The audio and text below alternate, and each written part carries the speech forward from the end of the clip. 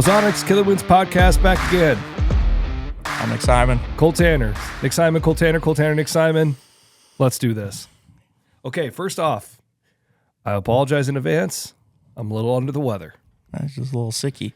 You should have heard me. You should have heard me when I woke up. It was way worse. I had a lot of snot going on, a lot of cough going on, a lot of phlegm going on. Hey, man, it's that time of year. And now I just feel like I've got somebody plugging my nose all the time. Hey, knock on wood. Normally, there's some time during the fall that I get pretty sick. Didn't happen this year. Well, and Very grateful. And it hadn't happened to me yet either. And Yeah. everybody in my house has gotten sick a couple times, and I haven't. Yeah. And finally caught up to me. Yeah. Yeah. No, I've been. It's not even really that big of a cold. It's just a little bit you're just a little congested. a little stuffy. But listen, got the ice chai going. I got this pumping. Now I'm feeling it. He's already coming over the edge. Okay, so today we're doing a combination riff sesh, post rut report, Kind of end of deer season. end of the bow season, first half of the bow season, recap. Yep. We're just going to really go all over here. Yep. So I think the backbone of the episode is based around the fact that it felt like, and again, when you look back at the rut every year, I feel like when you look back at a hindsight, you're like, oh, well, that hindsight's 2020. That it was very obvious what happened. Yeah. But I feel like sometimes when you're in the rut, it's a lot like sports betting. Yeah. Who's going to win? Nobody knows. Yeah, exactly. Nobody knows. Sometimes it's a 50-50 bet, you know? And so nobody really knows. It felt like everything was hitting later. Yeah.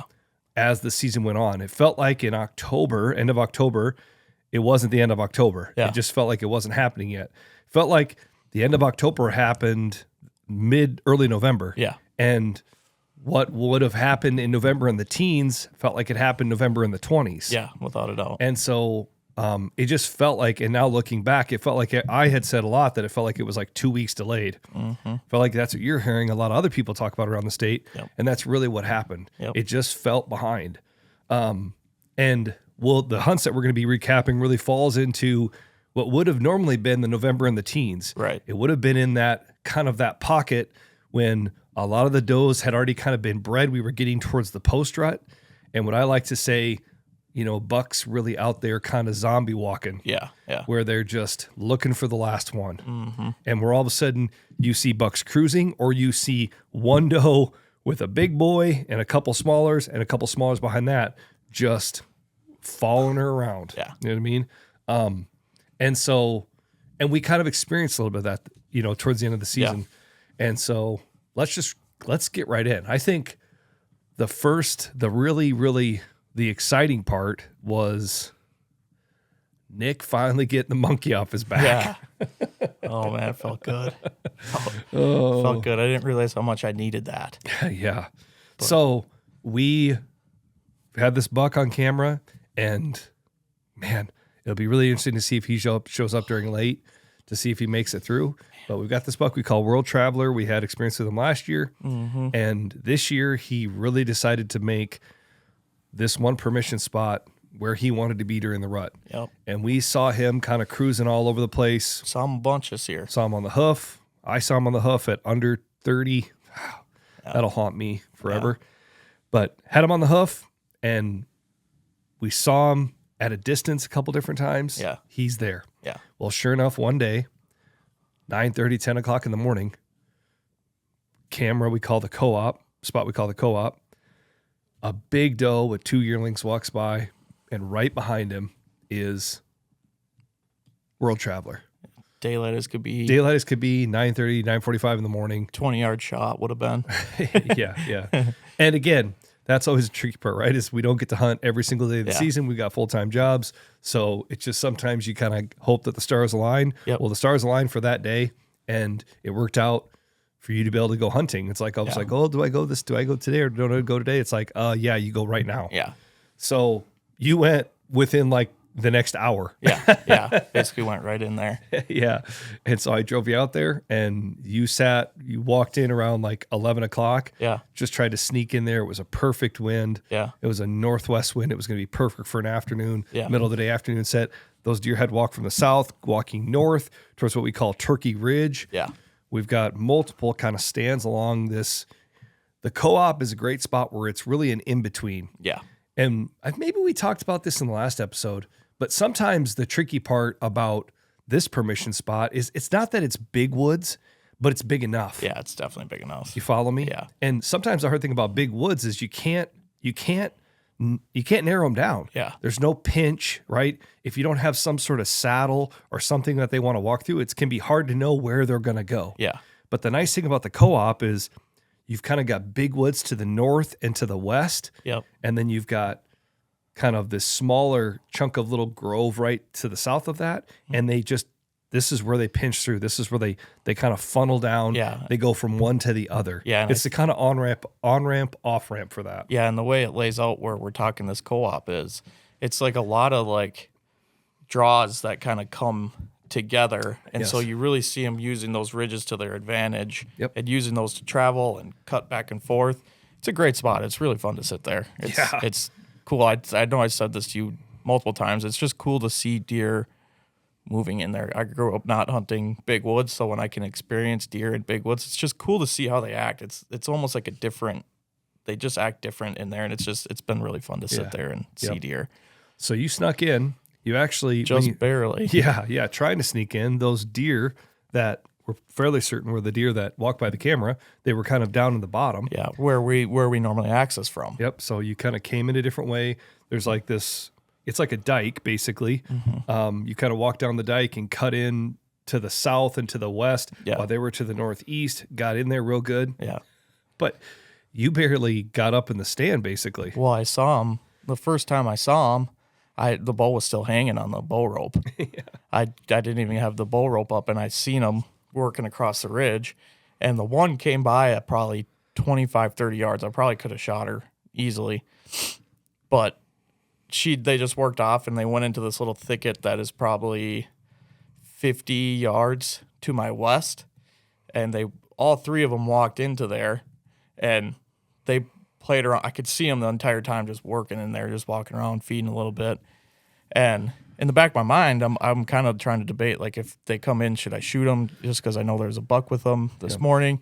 But it was a decent amount of time, decent enough for, like, if there's a buck with them, I would have known. Yeah. If he was lagging behind, Yeah. like he did when he went by the camera, he would have been there. Yeah, he You would have seen been him. there. And you didn't see him when you walked in and saw him down the bottom. He was nowhere to be found. No. And so it kind of felt like the way it looked, they walked from the south to the north, and they kind of got down in the side of that little ridge down in the creek or the field, and he must have just worked around Turkey Ridge and just kept going. Yeah, exactly. Yeah. So there was no bucks in sight. It's like noon now, and sure enough, the big doe came out of that thicket. She walked right in she was at 17 yards, drew back, made a really good shot on her. It felt really, really good. I saw her kind of stumbling, looked like she was about to fall. I didn't actually see her fall, so I was freaking out. I was really shook up. I was shaking really bad. I called Cole right away, talked to him for 5-10 minutes, and finally he's like, all right, dude, you better, those other does could probably come back. Well, a lot of times it seems like, in my experience with a doe with yearlings like that, for whatever reason, it can feel, okay, I'm going to jump subject here. Fall turkey hunting. When I was a kid, I was taught this, and I thought, man, this cannot work, and it actually works. When I first started fall turkey hunting, we'd go wherever we thought the turkeys were, we'd walk right in the middle of them. I mean, we would just tromp right in the middle of them, and we would sit down. And I'm like, how is this going to work? We just scared all the turkeys away. Well, you sit down and you start yelping. Yeah. You start clucking and yelping, and the turkeys come back. Yeah. Right? They come back. They start trying to figure out where everybody is, and you just make it sound like, hey, come over here. You know what I mean? So they'll come back. It seems weird, but it worked. Yeah. Interestingly, I've experienced that same type of thing if you've got a doe with yearlings. And again, like, some guys might be listening, it's like, oh, I can't believe you're killing a doe with yearlings. Where we're at, there's a very high density of deer. Yeah, it's and crazy. We're trying to harvest as many deer as we can, Yeah. especially antlerless deer. Yeah. And that deer fit the bill. Yeah. So you shoot the big doe. Well, a lot of times those yearlings, they'll run off and then they'll run back because that was the last place They kind of were together. Yes, where they were together. They'll come back. Yeah. And they think that, okay, I'll come back, and eventually mom will doe bleat or she'll bleat, and then okay, there they are, and they'll come back. Yeah. So I'm talking to you, I'm like, hey dude, you need to get your head on a swivel because there's a good chance that those yearlings ran off 100 yards and stopped, and they're just standing there listening. They're trying to figure out what's going on. Mm-hmm. Well, that big doe ran off, crappie flopped, fell down. Yeah. So they don't know what's going on. Yeah. Probably come back. Well, sure enough, that one yearling just marched right back in. Yeah. I know not 5 seconds after I hung up the phone, I looked down the ridge. Here comes another one. Well, I don't even have an arrow knocked because I literally called Cole right away. And so she's coming in and I'm in a saddle. And so I have the tree in between me and her. And luckily I was able to get a bow knocked as she was kind of Arrow knocked. bow If knocked. you knocked a bow on a bow, that would be really something That'd to be see. insane. I knocked a bow on a bow, and I shot the first bow at the second bow. So, anyways, I shot the first doe with I knocked my bow onto the bow, and I shot my bow from the first bow at the doe. yeah. And so I got my arrow knocked while she was while I had the tree in between us. Yeah. And she came into 15 yards. On like your strong side, your left side. Yeah, perfect. Just perfect. She came in, shot her too, and she whirled around just dumping blood like crazy.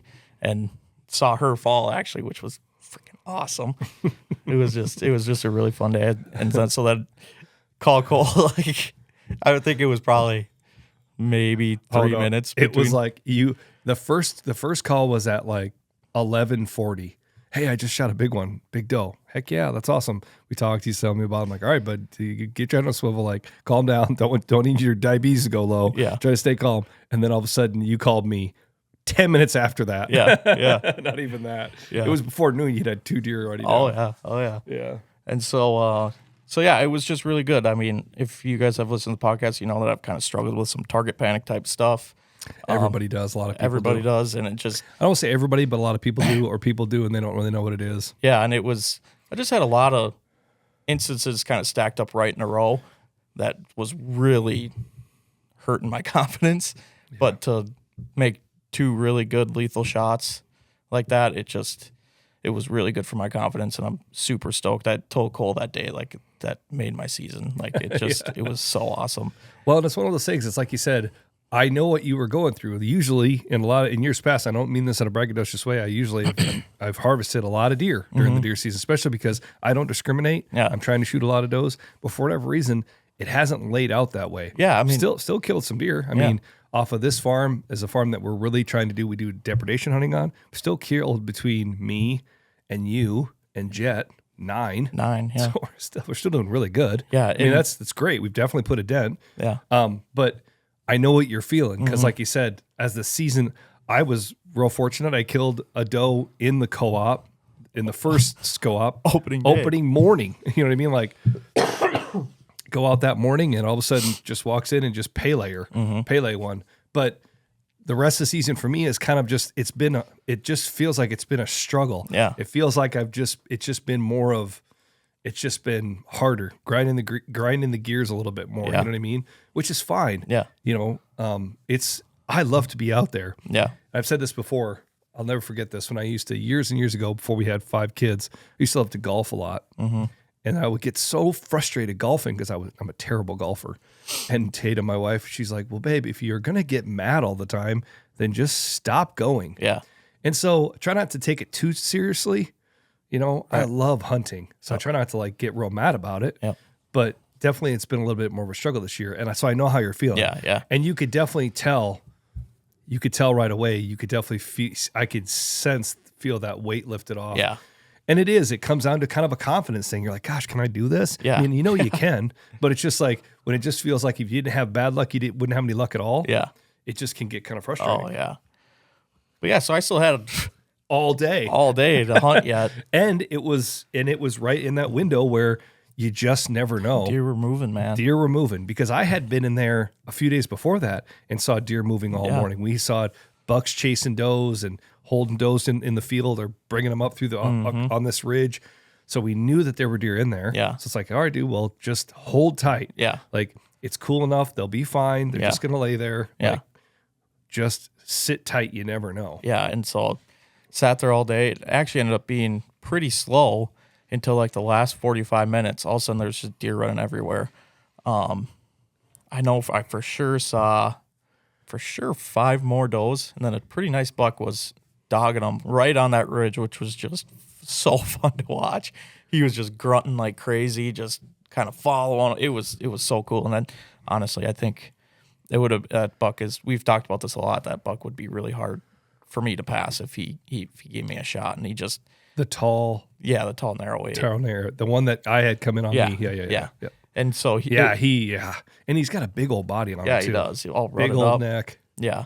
Yeah. And so he was in there like crazy. I mean, they were in there for the full last 45 minutes. He was in there just kind of chasing around and never got a shot. But yeah, it worked out really good. Cole came out, helped me get the does, which this is the best part of the day, probably. Oh, well, it's kind of one of those things where the best way to sum it up is you feel like, and again, not in a braggadocious way, but if you hunt long enough, feel like you've kind of experienced the spectrum of things that could happen. Yeah. During a hunt, after a hunt. Yeah. You still don't think that there's much that could surprise you or could come up. Right. Things that could happen. And man, was I wrong. So to kind of lay a base ground here, the way I've seen Cole gut so many things, and the way he guts deer is a way that I've never really seen. Yeah. It's different. I'm used to starting from basically the butt and work your way up to the head. Well, Cole does it opposite. Yeah. So let me preface that. You tell that. Yep. Yeah. So again, when I was growing up, the way that we gutted deer is just or field dress deer is exactly the way you described it. Yeah. What you would do is you would go basically from their anus, and then you would cut upwards towards their belly and then towards their sternum. Yep. You would split, and basically when you cut from their anus towards their abdomen, you're basically splitting their legs. Yeah. And you get down to their pelvic bone. Mm-hmm. And I remember as a kid, I used to carry this. It was like a Bowie knife, you know what I mean? Yeah. Like this big old buck knife. I used to hold the buck knife on that, which now I look back and I'm like, wow, how I still have on my fingers. But you'd hold it on that pelvic bone and you would hit it and you crack through that pelvic bone. Yeah. Well, then after that, I used to carry what they called, I still see them every once in a while, I call a zip saw. Yeah. Which it was like a saw with these two handles, and you would put it, you would have it, you get it down through the pelvic, because that's in their pelvic bone is where their colon goes through towards their anus, right? So you would put that zip saw through and you would pull it like this, and you would cut out 2 sections of it, and then you could pull out their colon, their large intestine, I guess it would be, pull that out. And then you would go up through the abdomen and you go up towards their sternum. And then I used to stand on the other side of it with its head towards my back, and I would take my knife and I would pull it through the sternum and cut the sternum all the way up, cut all the way up to its neck and open it up. You'd find a stick and you'd splay open its rib cage. And then you've exposed everything. And so then you could really just very easily you've already kind of cut through their diaphragm at that point. So you just pull everything right out. Yeah. That's the way I always did it when I was a kid. Yeah. Well, the bad thing about that is you expose a lot of meat in the middle of their legs and their thighs, those big chunks of meat there. You expose a lot of that. And as you're pulling the guts out, if the guts got hit at all, or if you accidentally nick them, you get a lot of that bile and stuff on it, and then that meat gets ruined. So you have to kind of end up having to cut some of that meat off. Yeah. But that's the way that everybody always did it. Yeah. And then when you did that, you had the legs, like they would really just splay all the way out. You cut, so you could put them on a hook, and then you just hung them. Yeah. You know what I mean? And that's the way it always was. And then you would take the ribs, you take a board or a stick, and you would put it in between the rib cage, and you'd have the rib cage all the way open. Years ago, I was lucky enough I got to work as a hunting guide in Colorado. And when I first got out there, it was funny because these other guides, it was during antelope season, and it was like right at the beginning of the season, and we killed an antelope, or the client did, and the guys were like, "All right, man, you field dress it," and I'm like, "Okay." they're like, they were kind of like looking at me all funny. I'm like, what's going on? Like, what's the joke? Like, come on, just show us how you do it. Yeah. And so I was like, okay. So I go and I just start doing it the way I always do it. And both the guys just start breaking out laughing. I'm like, what's so funny? Like, they're like, man, we could tell you're from the Midwest. Yeah. Yeah. And I was like, why? And they're like, that's not the way we field dress stuff. And I was like, all right, well, how do you field dress stuff? Like, was there a different way? Well, come find out. And it's the way that I field dress it now. Yeah. And the advantage right off the bat is that you don't expose all that meat in the middle, in between their legs, and you end up saving a lot more. Yeah. You don't expose it Yeah. because if you keep the hair and the skin and the hair over it, the meat skin isn't exposed. Yeah. You save a lot more. You don't realize how much you ruin in those situations. Yep. And so, and especially out west in southern Colorado, it's real dusty and everything. You're trying to keep as much of the meat not exposed as you can, especially if you're not trying to quarter it out, where you're basically field dressing it and then you're getting it hung up or getting it in a cooler pretty fast. So what I do now is instead of basically cutting from their anus up through their legs up to their abdomen, what I first do is I cut around their anus. And I basically, if this was their anus and their large intestine goes down through that part of their pelvic bone, right? I basically have my knife and I cut straight down in. Mm-hmm. And then I basically pull that out, their large intestine, and I kind of loosen it up and cut it around the edges. And then you really can just pull that large intestine out quite a ways. Yeah. A lot of times it'll rip off or you can cut it off and you just throw it out of the way. Yeah. And then from there, I go up to the sternum. Now I've cut their anus out. I've cut that large intestine out. Now I go back up to their sternum and I cut down towards their inner thighs, but I don't go through. No. I leave probably 6 or 8 inches between their anus and their abdomen in their inner thighs. It doesn't get exposed. Yeah. Then I kind of pull it open. I haven't cut through the sternum at all. I pull it open and I very carefully cut the diaphragm on both sides. Once you've done that, all the intestines will kind of fall right out. Yeah. They're connected on the back along their spine in a couple spots. You kind of pull it, you cut that very carefully, pull those out. Then make sure there's no broadhead in there. If there is, be careful where you're putting your hand inside their vital area. If there's not, I reach in there, I kind of find their windpipe up through their chest cavity. I find that. Then I get my hand out of the way. I put my knife in there, carefully cut the windpipe, get my finger in the windpipe, pull that out, Yep. and you're done. And then it's just kind of draining some of the blood, and that's it. Yeah. And you've seen it, and again, I don't mean this in the braggadocious way, but there's been times that I can do it where I don't hardly, I'll get blood on my hands, but I won't get anything on my pants. No, There's times that I'm like, okay, let's see if I can get 0 blood on me today. Yeah. And I can even get it where it looks like I hardly did anything. I mean, I can clean my hands off in a way that it's just like really slick. Yeah. And I've kind of gotten to the point now where I can about do it with my eyes closed. Yeah, exactly. So you've got these 2 deer sitting here to fast forward back to now. And you're like, hey man, I really want to field dress these. And I'm like, heck yeah, dude. Like, you're your deer, man. Like, whatever you want to do. Well, these deer have been sitting there since noon. Yeah. Okay, now it's 5:30. Yeah. 5 o'clock. It's pitch dark. By the time you get down, we high five. We're all excited. We go there and we look at them for a while. We're just like kind of, sitting in the shine of it a little bit, Yeah. All right, man, let's get after this. So I'm going to show you how to do it. Yeah. Well, I used to use, and I still do use still, I use an outdoor edge knife with these outdoor edge blades. What I've noticed, I love those knives. It's nice because the blades are sharp, but they're not like, they're sharp, but not like holy cow sharp. Yeah. Now I use this Tito knife. I'm not sure how you say it, and I just use these like surgical blades, which are like Havilon blades, or you can get any ones that'll fit and connect into that. Those blades will cut your finger to the bone. Yeah, they're super sharp. They are so sharp. Yeah. And I'm incredibly respectful with knives, like partly because of this finger, my pinky finger on my left hand. I about cut the end of it off one time with a knife. Knives scare the daylights out of me. Yeah. So I really, really am careful with them. But so it's like, hey, I'll walk you through this. Mm-hmm. I think initially right off the bat, the sharpness of the knife It was hard for me. It was really something. It's an adjustment. Yeah. It's almost like if you have a guitar tuned in the normal tuning and then you put it in drop D tuning, you're like, whoa, what's this? This is all in a different spot. Yeah. It's just, or, you're used to swinging a certain ounce hammer and then you put a 20, you're used to swinging a 12 and you put a 24 in your hand, you're like, this is way heavier. You know, like, yeah. you know, you're used to drawing a 45-pound bow and you draw a 60 or 70-pound bow. It's just a whole different thing. Yeah.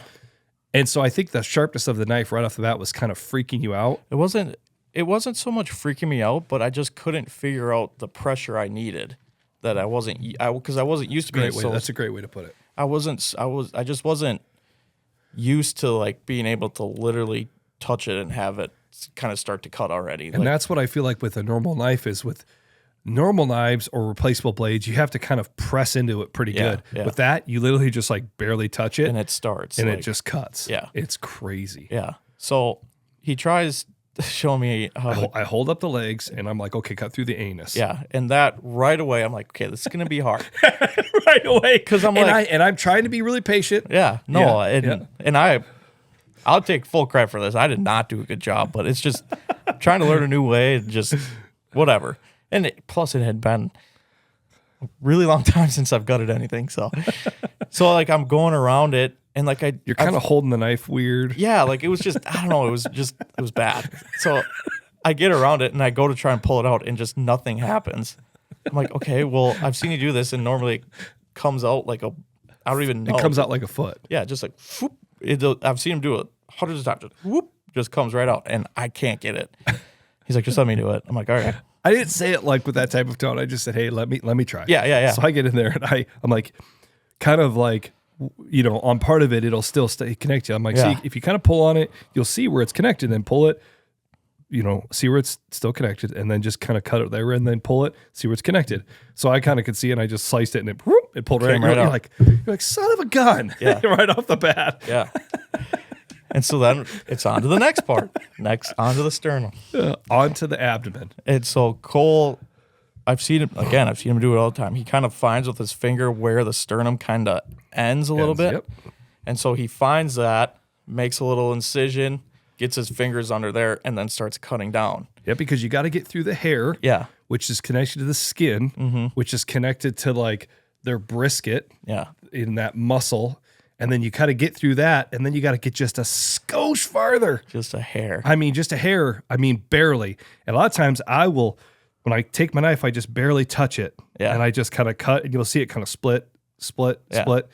And then once I get close, I'll kind of stick my finger in there and press until I really feel like, okay. And then, I need a little bit more. I'll just go across it just a little bit more. And then once I get in there, you don't want to get into the intestines because the stomach and everything is right there. Yeah. So you got to be really, really careful. Yeah.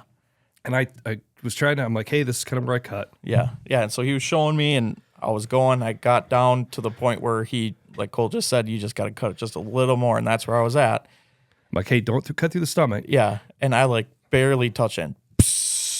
I hit the stomach. I'm like, oh, crap. And it was just a tiny little. I mean, it was a little just bitty. a little bit. And so like she was still pretty bloated. It was super bloated. And I'm like, okay, well. So it's that the histones, if you're not familiar, and if you're lucky enough that you haven't done this before, eventually it'll happen. He hit the stomach. Yeah. So all that, just the fact that it bloated, all that gas in her stomach comes just rushing out. Yeah. And it smells terrible. Yeah. And so. It smells terrible.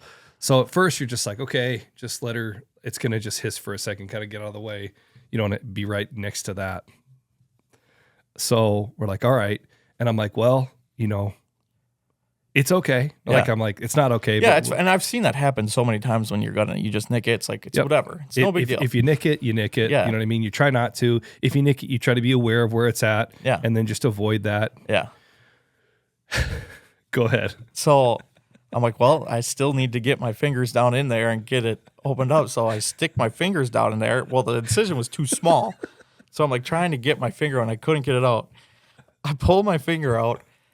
And when I tell you that there was a legitimate geyser of stomach matter, guts, all of it, everything. Like, he had the incision where it was big enough, but then he got his fingers in there to try to wedge it so that he wouldn't cut the intestines or the guts anymore, and just cut that, all that layer of skin on top there. So he got his hand wedged in there, and that kind of plugged the hole. But then I think somehow you kind of put pressure on a different part of it. Well, yeah, and then you pulled your hand out, and dude, I'm not even kidding you. It was the size of a pop can that geysered up into the air at least a foot.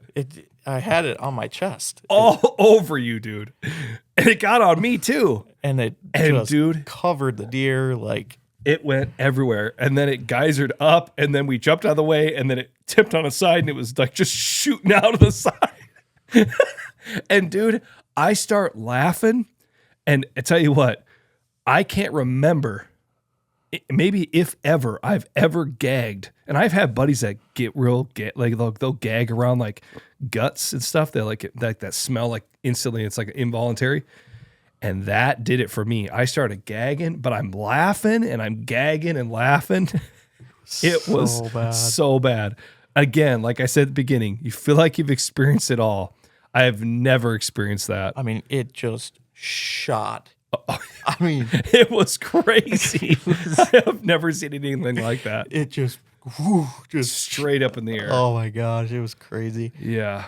So we got it done. I mean, so the other thing to say is when that does happen, because it does happen. Sometimes if you shoot a deer quartering away, quartering away shots are great because they're vital shots because you go up into everything. Well, the bad thing is if you hit behind the diaphragm and you hit and you maybe get the stomach or you get something that you weren't thinking about at the time, you heart shot them too, right? But you hit that, and some of that stomach bile and all that can be in there, and it can start making a mess. Mm-hmm. So we ended up, you got it cut down, and we got it cut down towards, her thighs and stuff. And then at that point, you try to cut the diaphragm, and then you pull the guts out. Yeah. And we were lucky that she still had some blood in her lungs and in her vitals, you know what I mean? Yeah. So you got her windpipe cut, you pull that out. What I'll try to do a lot is I'll take the blood from her vitals and I'll kind of try to use that to wash out some of that bile. Yeah. Or I kind of just take my hand like a cup and I'll just go like that along the skin or the hair where that bile might have been. Yeah. And then kind of wipe my hands in the blood and get that kind of all off there. Yeah. Because it's stinky. Yeah. Yeah. And if you leave it on there, it'll keep smelling. Oh, yeah. Yep. So try to get it off there. Yep. Which you did. Yep. So we got that one all done. Got it on the cart, got it back up. Yep. And then we went to the bigger one, and man, that was crazy. That was a huge doe. That was definitely in the top 2 of the biggest does that I have ever seen. Yeah. I mean, you just walked up on her. Now, granted, we just got done with the yearling, so it felt like we were pretty, and you know what a deer looks like. But man, that doe was big. Yeah. We actually have some pictures. The thing that kept blowing me away was her head. Yeah.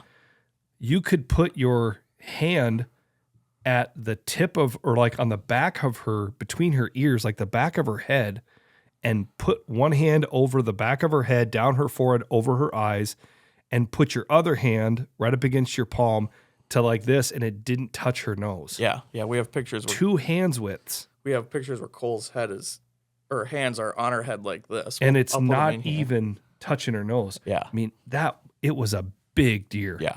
Really big deer. Oh my goodness. Yeah. Yeah. I mean, and then when we put them on the cart, it was like, holy cow. Yeah, she was huge. That was so big. Yeah. Yeah. But and you tried to do that one too.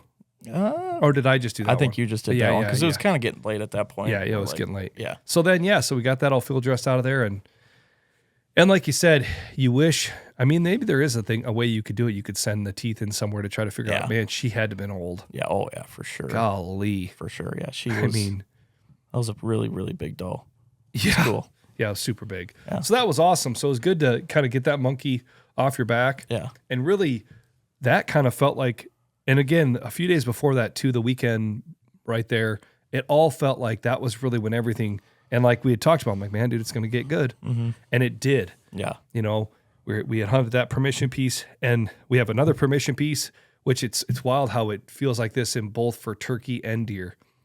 For turkey, you've heard me say this before, that just wait until the cameras light up. Yeah. Once cameras light up and you know that they're there, go in there. Yeah.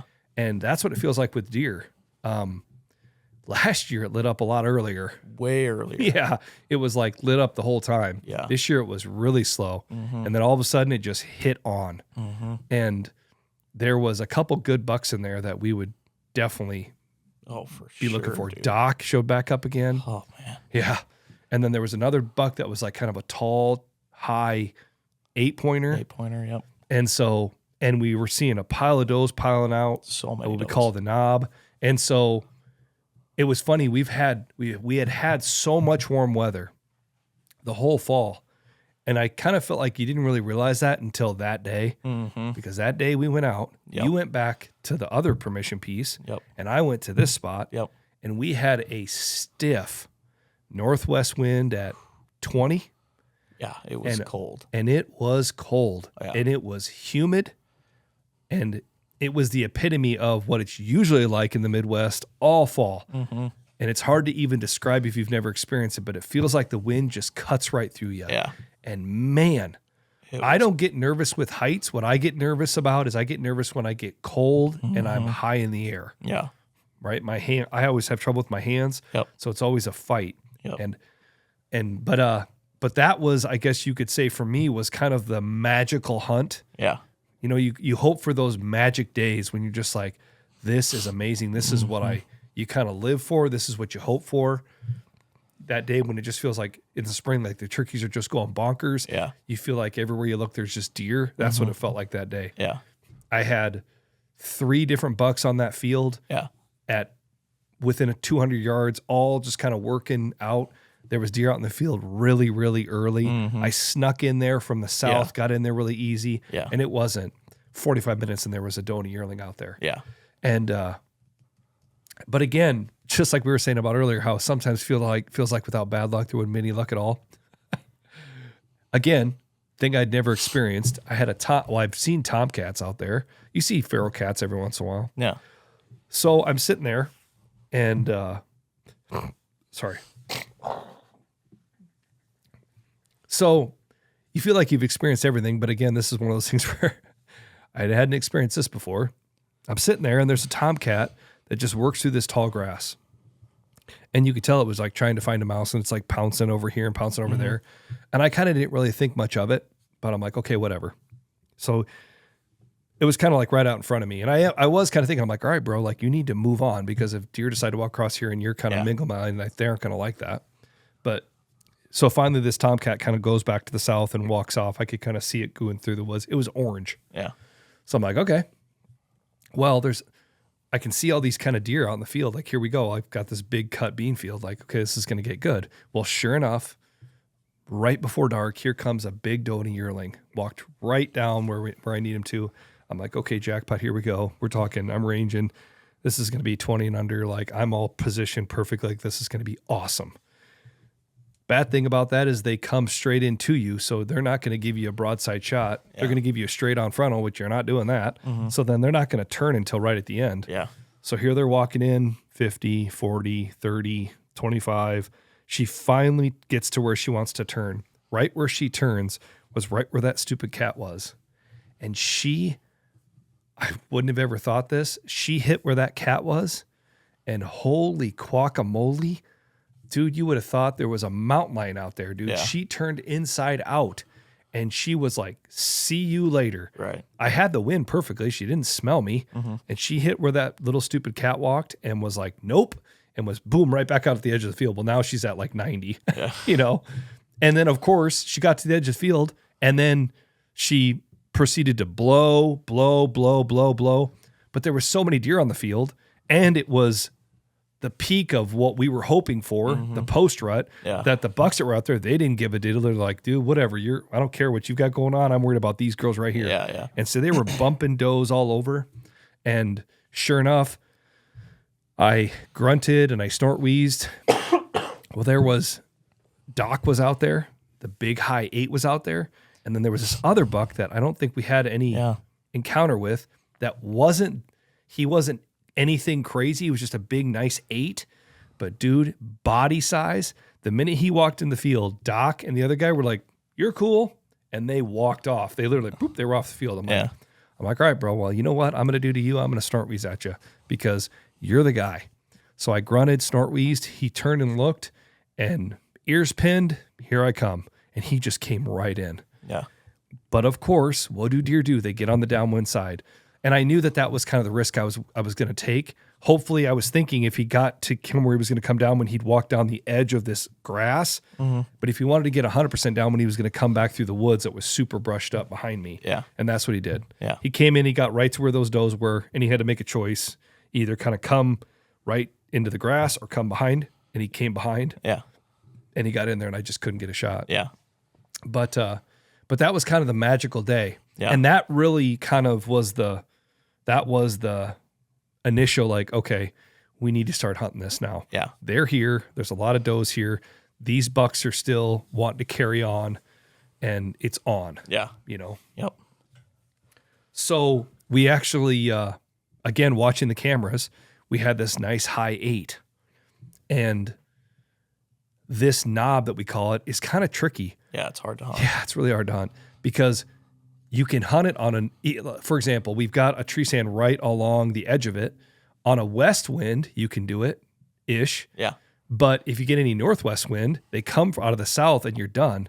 So it feels like the wind to hunt that on is you kind of actually you ground swat them on like a south wind. Yeah. So we had like a south, it was a little southeast, but mostly just a hair southeast. I'm like, you know what? Let's try it. Yeah. So we go in there. We had already gone in there before on a ground swat. It just didn't work out. Yeah. We're like, you know what? Let's set up a little bit differently this time. Yeah. And so we got set up. And again, we're right in this window where it's right before Thanksgiving. And it's like, man, dude, I feel like these bucks are going to be zombie walking. Yeah. He had already been out in the field the day before. We'd kind of seen him out there. Yep. I'd seen him out there kind of doing that. I'm like, dude, we're kind of right in that last hurrah window here. And sure enough, we get set up. We hadn't even been in there an hour. Yeah, it was like, We got set up at like 2:30. I think he came out at 3 because, it was 3 because I think you took a little siesta. Oh, yeah.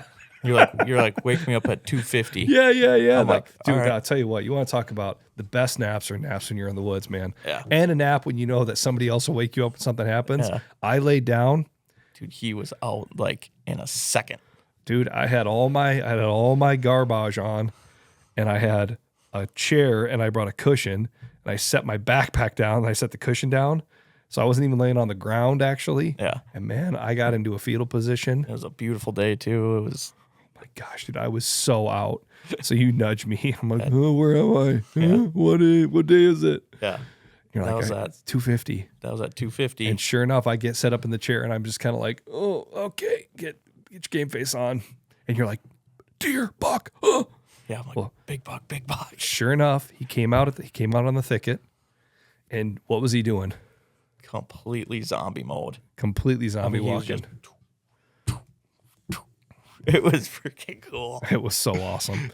And you know, it's funny because like hindsight's always 20/20. He walked out into the middle of the field and he walked right at us. Yeah.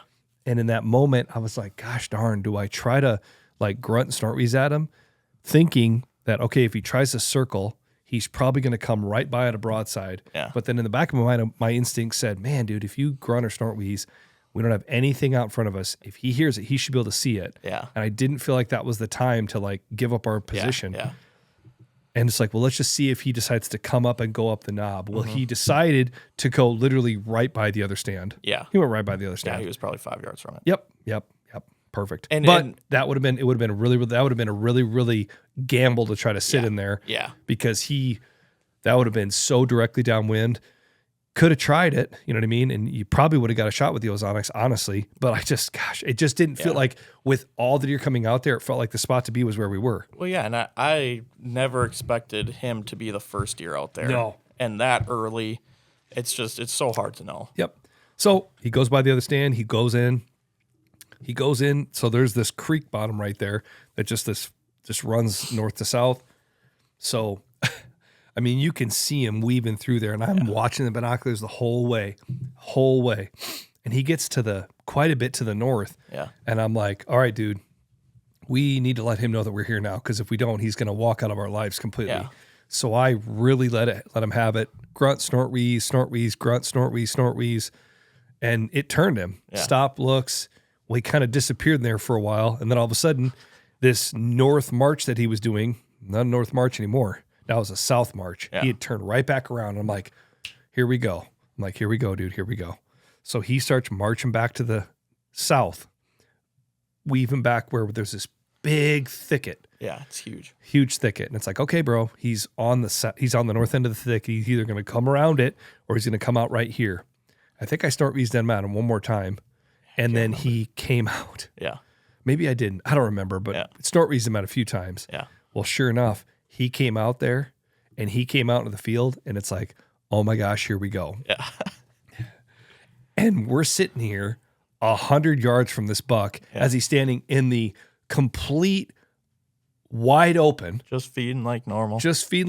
But you could tell that he was like, okay, I heard that. Something I heard over that. here. And I'm going to work right around that edge and I'm going to go right up towards the knob. Yeah. And here we go. Yeah. Well, this whole season, I've been saying that my goal was to try to get you a buck. And this felt like, okay, here we go. Yeah. So I was sitting in a position where I probably could have gotten a shot. You know what I mean? Like I was in almost a better position than you were. For sure you were. But I just really was trying to hide. Mm-hmm. So I put my hat way down. I got my bow out of the way. Yeah. And I just was trying to hide. I was kind of sitting in these little saplings. Yeah. Well, you had the ghillie net in front of you and everything, and you were already in position. Yeah.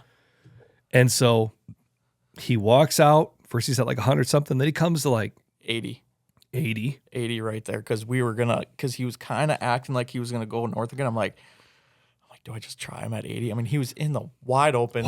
No wind. And he was standing broadside a little bit quartering away. Yeah. And so, and it was a calm day. Yeah. And you're looking at me and I'm kind of facing you. Yeah. And I'm kind of like looking at the deer, but I'm kind of doing the old one-eye Willie deal. Yeah. And so, like, what do I do? I'm like, man, dude, if you really feel comfortable, shoot him now. Yeah.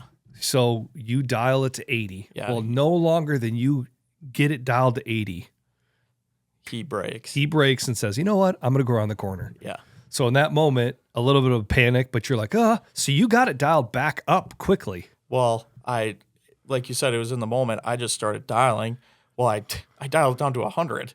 Oh yeah, you dialed it the wrong way. I dialed down to 100. I'm like, oh crap. And so I sitting there trying to kind of not move too much. So I got it back to 40 and now he's at 70, 60, 50. And when he starts to he come kind of was broadside. walking like towards us, and I had like a nice little tree here that I could kind of like do my stuff, and I got it down to 40. And finally, there was like one spot that he needed to walk by where I could get a good range. So I literally was ranging.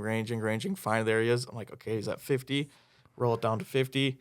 Put the release on. I get ready to draw, and right as I'm about to pull back, he stops and looks right at us. I'm like, he's walking like this, and he just does the old. Just barely caught us. Yep, he just stops, and then you could see him. And then I saw him go like that once, and I was like, "Yeah, you're out of here, bro." Yeah, and so, and then he did, and then he kind of flinched once. Yeah, and then the next time he flinched, he broke. Yeah, and he kind of ran back towards the way he came, went back the way he came. Yeah, and out of our life. And I think he wasn't too terribly spooked. It seemed like he just kind of galloped off. Well, he didn't have his tail up. No, and he didn't blow. Yeah, you could tell that he was like, that's not right. Mm-hmm. You know what I mean? Like he just knew something wasn't right. Yeah. Well, and the nice thing about that spot, and I feel like I've really, we've seen this work for us this year. Something that I feel like I really saw work for me a few years ago is, and I think sometimes people forget this, deer have a hard time with depth. Yeah, and that's a perfect spot for that. Depth. It's all about depth. Yeah. If you can create depth behind you, or you can put something behind you, you could put grass or brush behind you and not be silhouetted. And if you don't move, they have a real hard time picking you out. Yeah. That is the epitome of that spot. Yeah. Where I ground swatted with Jet there, he calls it his hunting fort. Yeah. Where we hunt forted with Jet on there. Put grass all around us. And we're having deer at 30, 40 yards, and they just don't know. If you don't move, they look over at you and they just they just don't see you. Yeah. Depth is where it's at. Yeah. But it was pretty awesome to have him so close like that. And man, I felt like we were, golly, that was so close. Well, and then we had a great hunt. I mean, ton of deer came out. Yeah. And he came back out. Yeah, he did. At the top of the knob. I know. Oh my gosh, I completely forgot about that. Yeah. Oh my gosh. So we're sitting there. Well, the way Nick is sitting, Nick is facing west. Mm-hmm. And I'm facing south. Yeah. So I can look to my right and look west. He's looking west. He can look to his left and look south really good. Yeah. and I'm kind of watching behind us too. And I'm sitting there, and he went in, and I kind of said to you, I said, well, dude, these bucks were going in different spots, and one of those bucks the other night, it came out at the knob, went back in, came way out to the south on the thicket. Well, and we got a camera right there, and it seems like close to every night through that time, there was nice bucks walking out right there, which would have been a 15-yard shot. Yes, I know. So here we are, and it's right at dark, and I'm sitting there, and I'm kind of look to my right, and I can just see this tree like kind of moving abnormally, and I'm like, what the heck? I'm looking, and sure enough, there he is. Yeah. 25 yards. 25 yards easily. Just beating the tar out of this tree. Yeah. And I'm looking at you, and I'm like, he's right here. I mean, right here. And, we're sitting a couple feet apart, but we're so close, and there's no wind. Yeah. And there's does on the field. Yeah. So we're trying to do this like whisper yell at each other. Yeah. And I'm like trying to sit here, and I'm like, you see this tree? He's straight behind that tree, like up the way. You see those two trees on the skyline? He's right in between those two trees. So finally Nick's like, and then you find him, and he could just see you found him. Yeah. And I couldn't really hear what you were saying, but you were saying like, I think I could stand up and shoot, which hindsight, you should have just done it. Yeah. But it was a lot of little stuff. And it was getting kind of dark. Yeah. And we had so many deer behind us, I know. They would have just totally busted. And he would have done this. Yeah. And he would have been boom, boom, But there boom, was, bounded off. There was at one point where he was... And then he kind of, of all things, how many nights has he walked out at the knob right by the camera, and to that night, he decides, you know what I'm going to do? I'm going to go to the north. Yeah, I'm going to go the opposite way. Oh, my goodness. Yeah. Which hindsight now looks at it, and we've talked about this before, we really should put just a camera on each side of that knob. Yeah, just to see what's going on off each side. Yeah.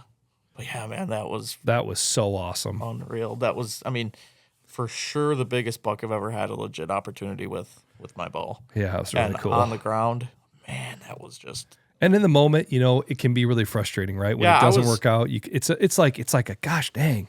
Yeah, I was. But now you look back out here like, heck yeah, that was awesome. Yeah, and it was in the moment, like you said, I was pretty bummed just because I knew that my days were numbered, just with Thanksgiving coming up. Yep. And I just knew. I mean, we always talk about you get that one really good opportunity, and you might not get another one, and that's kind of what it felt like there. So I was pretty bummed out. But I can't remember what I was doing the next day, but I was driving around a lot, and I was just like, man, like I'm so dumb for being so upset about that. That was so awesome. Yeah. It was really cool. And he's a great buck. Every picture we had of him, he was just from the side. Yeah. He looks good, but when he looks straight on, he's got good brows. He's got good bases. Brows. Oh man, he's a beautiful buck. Yeah, he's a heck of a deer. Yeah. Yeah, and then like I said, I feel like in the moment that was the thing. I was like, man, that was awesome. That was so cool. Yeah. I could tell you were pretty bummed, and I get it. Like that you were in the role. The roles were switched. Yeah. When I had World Traveler there, and it just was a bang bang play, it didn't work out. I was pretty upset. Yeah, exactly. But then you were like, man, that was so cool, and it was when you look back at the season as a whole, like I said, and it's not over. You know what I mean? Yeah.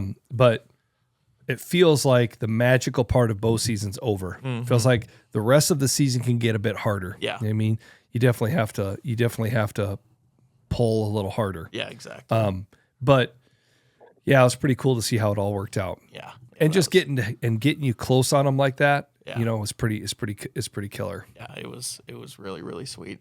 And like I said too, I mean that first encounter we had with them that night, we watched him for a long time. Yeah. I bet you we had eyes on him for probably 45 minutes. Yeah. Oh, at least. I mean, we watched him walk down the creek. Yeah. Like, and then even when he was out in the field where we could see him clear as day, he was there for a long time. I bet he was out there for 15, 20 minutes. Oh, yeah. Well, and the funny thing is about that, too, is this is a big, long field. Mm-hmm. Well, there's this knob that's got, these little willows and cottonwoods, little starting cottonwoods and tall grass. Well, that knob kind of falls off into the field, but it's really just like a high spot. Mm-hmm. It's so funny how those deer know just where they can get on the backside of that knob. Yeah. Because he stood just on the other side of it where he could kind of look over and see the rest of the field. Yeah. And that's a spot where it's I don't know what you want to call it, a lot of drive-bys.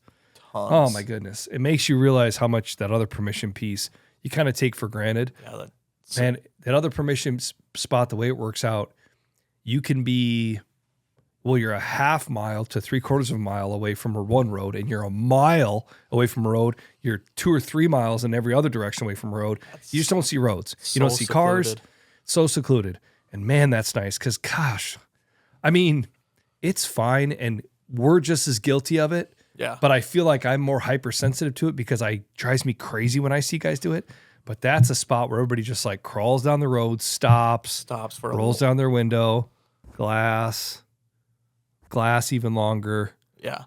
Make all the deer run off the field, roll up the window, then crawl away. Yeah, I mean, it's like, what good are you doing? Is that the intent? Like, is the intent to try to scare everything off the field? I mean, and he's not exaggerating when it's a crawl. Like, you can hear the gravel, like,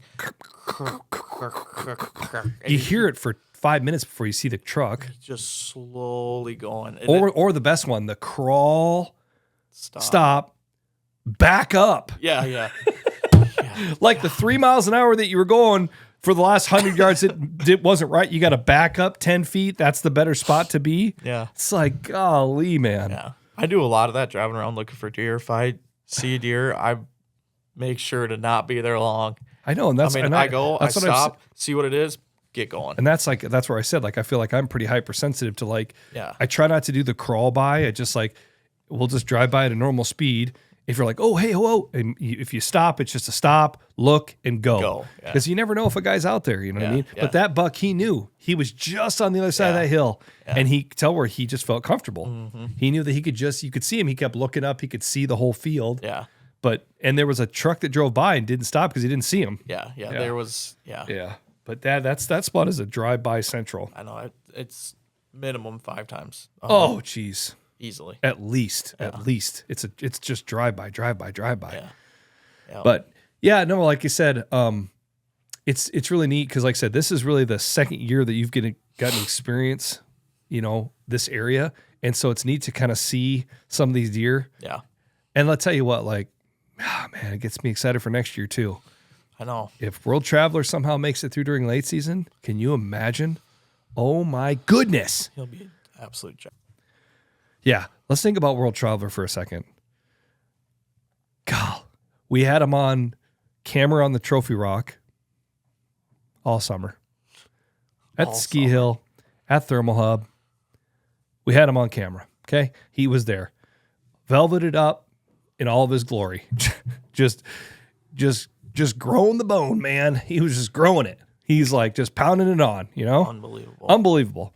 Saw him all summer. Had a conversation with him last year. Watched him all summer. Had him at under 30. Walking out of the woods that day. Just walking out. Oh, yeah. I forgot about that. Remember that? Yeah. Walking out of the woods. 10 in the morning. 10 in the morning. Right by the truck. Literally, he couldn't have been 100 yards from the truck. There's a ravine right there. That's where we do a lot of pictures and stuff, like in photo, video stuff for Ozonics, because it's kind of feels like it's close enough to the road. Close enough to the road, but it's nice because you're in there and there's lots of good color and you can get what you need to do, but you're not bumming up everything else. Well, obviously, there was a doe that must have been in Thermal Hub, and she drug them over there or off the ski hill. And he was like, oh, truck, I don't care. I got one thing on my mind. So we're walking out. We look up, and there he is, running out in the field with another buck. Then they go all the way back around. They didn't even hardly know they didn't know we were there. No, they were. No. I mean, World Traveler started literally like running straight right at us. Yeah, I'm literally dropping my pack, grabbing my release. Here we go. Get ready. We're going to shoot him right now in the most random spot ever. Yeah. And then we have him on camera how many more times, see him from a distance in the glass. I saw him with Jetty. You saw him. Yeah. It's like he's there. Yeah. That's a deer that just felt like we were just really, it could have happened any day. Oh my gosh, dude. Felt like, and here's the thing, it still may. Yeah, it still could happen. It still may. Again, the bad thing about, I don't want to say bad thing, maybe not the right word. It's all part of the management strategy that the state of Iowa has to do. Yeah. The state of Iowa can't manage the deer herd off bow hunters only, right? Yeah. So shotgun season is a part of what they do. And again, like I take jet shotgun hunting. I have shotgun hunted in the past. It is a little disappointing when you're watching the cameras and you're watching orange walk by after sunrise walking to a stand, and then walk back by at like 8:45 when they Yeah. didn't even get out there till 6:45, and then walk back out there at 3 o'clock, and then walk back by at 5:15 while the sun's still going down, And then and then drive the side by side in at 5:50, yeah. and then do that for 4 days in a row. Yeah. 3 days in a row. It was Saturday. All that happened on camera on Saturday. All that happened on camera on Sunday. Yeah. All that's probably happening right now on Monday. Yeah. Yeah. And it was a tough. I will say it was a tough go for gun hunters this year, or it has been so far. Because last time I checked, it was 50 degrees yesterday in northern Iowa, and it was 50 degrees the day before that, and there's 0 snow on the ground. So yeah, guys are having tough sledding. Because if you're pushing, guess what? Brown deer with brown woods are hard to see. Yeah. Yeah. And so I think, and I didn't see a ton of trucks out. I was driving to where I was going on Saturday morning and Saturday afternoon and Sunday morning early enough that there would have been stuff out, and I didn't see trucks. Right. I wasn't seeing the normal Orange Army. Yeah. I think a lot of guys are waiting until second shotty. That's what I think. Yeah. I think there'll be a big push during second shotgun. Last time I checked, what are they saying? Wednesday, Thursday of this week, we're supposed to get this. I don't know if it's actually called an Alberta Clipper. That's what it looks like. Yeah. But we're getting really cold. this incredible cold snap that's going to be hitting through Iowa. Wednesday, Thursday, there's just this insane low pressure system that's actually like northeast of us, but it's actually over like Wisconsin. But the way it's pushing through, it's going to just like come right down through Iowa. Yeah. And it is going to be colder than cold. Yeah. Like low on Wednesday, Thursday of like -3, -7. Yeah. Highs in the single digits. It's going to be cold. Yeah. Yeah. But the deer get a break Thursday, Friday. And Jet he's got his youth tag still, which means he could shoot a buck he could have gone during first shotgun, but I just don't feel super comfortable with that, so I keep him away. Yeah. But second shotgun, a couple weekends, I'll probably try to take him out maybe Saturday. Yeah. Nice calm when they're saying on Saturday. The deer will have had a couple day of a break. Yeah. Because they get a break Thursday, Friday. So maybe Saturday afternoon, maybe get lucky. Yeah. Yeah. And then after that, we got late muzzleloader still. Late muzzle is coming up, and that's the second split of bow. Yeah. And that's usually what I end up doing is I just keep hunting with my bow.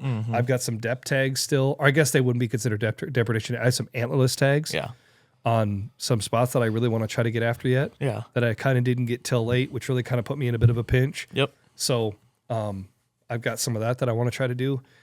It's just fun hunting, man. Like you said, and it's a little anticlimactic always every year when the bow season's over because you kind of feel you look forward to the 8 weeks of October, November for the other 42 weeks of the year. Yeah, exactly. Exactly. You know, you really do. I do. Yeah.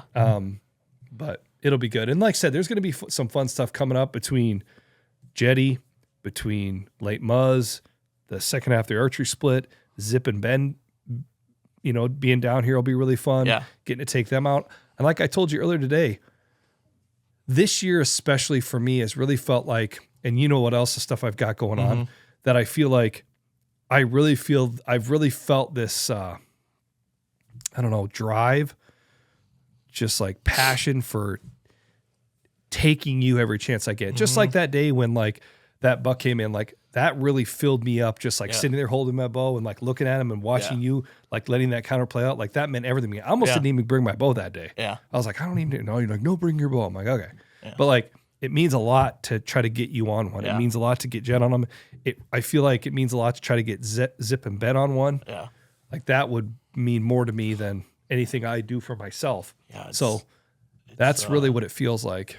Yeah, it's going to be a really fun last couple of weeks here. I'm really excited, especially, you know, with Zip and Benny coming down. You know, I just feel like us three, as in me, Zip and Benny, we've always dreamt about hunting Iowa, and now we're going to do it all together, and it's going to be. Yep. I feel like that one, no matter what the outcome is going to be a really fun couple weekends there. Yeah. So. Well, and like I said, we don't need to. I don't want to say too much. Yeah. I feel like people have figured out. Yeah, exactly. But where you're potentially going to be going and what we've talked about them doing, I think you really have an opportunity to cover some ground. Yeah. And I just have this feeling you're going to call me and Zip's going to be like, I just saw a giant. Yeah. I just saw a giant that was just walking along, like way out in the middle of nowhere. and oh my gosh. Yeah. And then you start to hone in. That's really what it is. Start game planning. Yep. And yeah, it's going to be. I mean, the way that you guys are going to late must hunt here, it's a lot like what we talk about with elk hunting. First, you have to find them. Yeah. Then you have to start hunting them. Yeah. And then you try to kill them. Yeah, exactly. The first part, you got to find them. Once you find one, then you can start hunting them. Yeah. You know what I mean? Yeah. It's just going to be trying to find one. Yeah, it's going to be really, really fun. Yeah, it should be really, really cool. Yeah. And like I said, we had a great deer season. Like I said, it was really fun to be out there with the HR 600, be rocking this thing this fall and see what that thing can do. Yeah. You know, this fall has been really fun with the new Smart clamp. Smart clamp has been pretty killer. Thing is awesome. Dude, that made all look at that. We were just talking about that earlier. That buck that we had when we were ground swatting that last couple days there, he came in with a southeast wind and came in from the northwest. I mean, we had them both set up on little saplings. I'm blown away by how tight you can clamp that thing down. Gosh, you really, really can. Like, it really works super good. And those trees were so small, I don't think it would have worked with. Well, it wouldn't have worked with the cam buckle mount. It wouldn't have worked with a normal tree screw. They were just too small. Screw You would have just split it. Yeah. And so that cam buckle mount, the clamp mount, man, that thing works out good. It really, really does. I mean, and opens again, up the door. Yeah. So it's been really fun with the HR 600 this fall with the clamp mount. And like I said, we've had some awesome encounters, and there's still season left to be had. Yeah. Yep. You know, so yeah. Oh, Go ahead.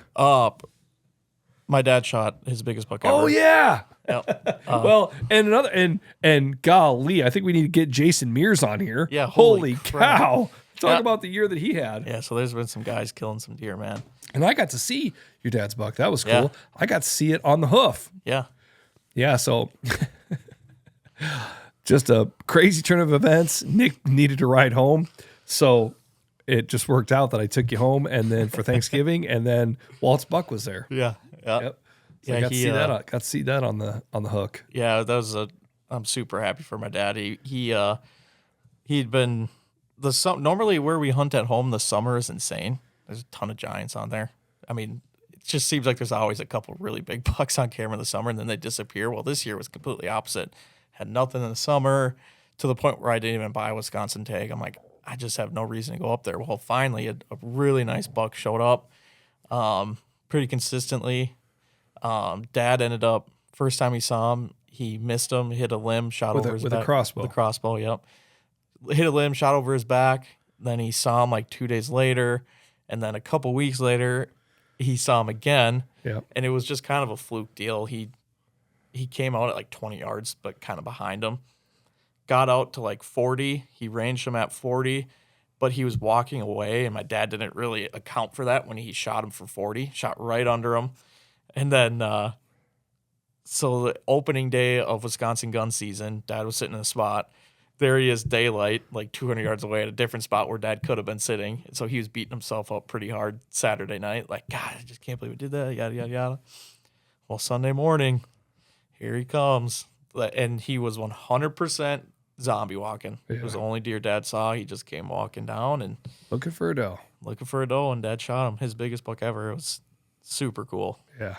That spot's pretty cool when you drive by because it just looks like a big high spot, kind of. It really is. Yeah, it's just like, it kind of feels like it's almost like this kind of low-looking pyramid that just kind of tops out on all the sides, and it seems like a great place where deer can just kind of be there, but they can kind of look off of it. Yep. And obviously during the day, the way that it's just enough of a contour that obviously the thermals run up that on all sides, and so they get on the top and they're like, I'm golden. I can bed down. If something tries to come in below me, I'm going to smell it. Yeah. And almost like you have to kind of give up part of it to get where you want to go. Yeah. So I think that seems like, from my perspective, why that was kind of it was a big cat and mouse game with that deer. Oh yeah. And it's always like that. It's always like that. I mean, it's a huge ridge system that wraps around basically the entire thing that we can hunt. Yeah, there's got to be a cool mound in there somewhere, like a Native American mound of some kind. Oh, dude, with just as much as it tops out. You got to be thinking that at some point, 200 years ago, there was some spot that they stood and just looked over a bunch of it. You know what I mean? Yeah, it's super pretty up there. I mean, you can see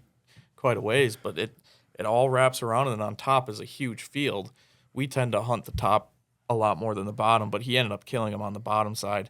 But yeah, it's a really fun place to hunt. I got to get back up there and hunt. It's been a little bit since I've hunted there, but Yep. Well, I'll tell you what, man, that's the other thing, man. I don't know if that's just, maybe it's been too long since I've had to mount a deer, but man, they don't give mounts away, do they? yeah, Golly. $875 for him to mount it.